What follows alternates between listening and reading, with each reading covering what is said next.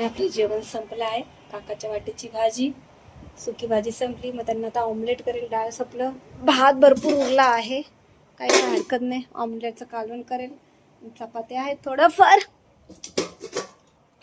त्याच्या तर कष्ट हे असे असतात आणि कष्टाशिवाय फळ मिळत नाही. आणि कष्ट करत राहतात. तर आजचा माझा ब्लॉग यासाठी आहे की एक बाई असते ना, ती खूप तोंड देते प्रसंगाला. पुरुष नाही देऊ शकत एवढा. जी बाई देईल ना, ती पुरुष नाही देऊ शकत. तो थोडाफार तरी घरात आराम करू शकतो, पण स्त्री जी बाहेर पण जॉबला जाते, जी घरातनं पण करते, आणि तुम्हाला माहिती आहे का, त्या स्त्रीला आहे ना समाजाशी पण लढायचं असतं. त्या स्त्रीला आहे ना, तिच्याकडे किती लोक वाईट नजरेने बघतात ना, त्यालाही लढायचं असतं. आज मी तो प्रसंग झेललाय. मी कोणाची नावं नाही घेत, आहेत अशी लोक, पण आजचा दिवस असा आहे की मला त्या व्यक्तीशी पण झुंजायचं आहे. त्या व्यक्तीशी मला झुंज द्यायची आहे आणि माझं ध्येय आहे की मला ती वस्तू आली पाहिजे. तर आज कुठंतरी मला एवढी खटक होती ना, ठीक आहे, स्वामींना एकच प्रार्थना केली की स्वामी, मला ती वस्तू, मला तो सिलेंडर हवाय. मी त्या व्यक्तीशी झुंजेल, मी लढेल, पण मला तो गॅस पाहिजे. म्हणजे सोपं नाही हो.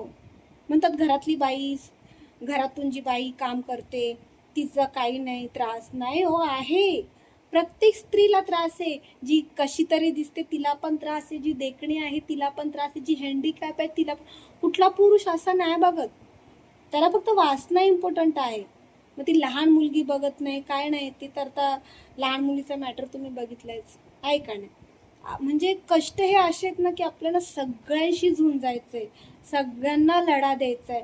पण हिम्मत नका हारू, देवाचं नाव घ्या आणि लढा. आणि ती अशा वेळेस आपल्याला ना माहेर साथ देत नाही, सासर साथ देत, आणि सगळ्यात महत्त्वाचं तो नवराही साथ नाही देत. नवरे तर देतच नाही म्हणा. त्यांना बाई कमवायला दिसली ना एकदा, बाई बाहेर तर नवरे असे हलगत हात काढतात, अलगत घरात बसतात. एखादीचा नवरा चांगला असतो, मी सगळे पुरुष नाही म्हणत, एखादीचा नवरा खूप चांगला असतो, तो तिला आणून बाहेरनं सगळं आणून देतो. दोघं नवरा बायको बरोबरीने काम करतात. पण 100पैकी तुम्हाला सांगू, फक्त 20% माणसं चांगले. बाकीच्या स्त्रियांचे हाल बघा, माझे हाल बघा. आणि मला ह्या प्रसंगाशी लढून मला पुढं जायचं आहे आणि मला करायचंय. आणि मी उलट स्वामींना म्हणेन, स्वामी महादेव मला संघर्ष द्या, त्या लढायला मी सक्षम आहे. आणि आज माझी एवढं म्हणजे आजचा दिवस माझा बेकार आहे ना, सिलेंडरपासनं जी मी तुम्हाला बोलली सरप्राईज आहे, त्या सरप्राईजपासनं मला झुंज द्यायचे. तर त्यात मला तुमचा सपोर्ट पाहिजे आणि सहकार्य पाहिजे. तर प्लीज मला सपोर्ट करा.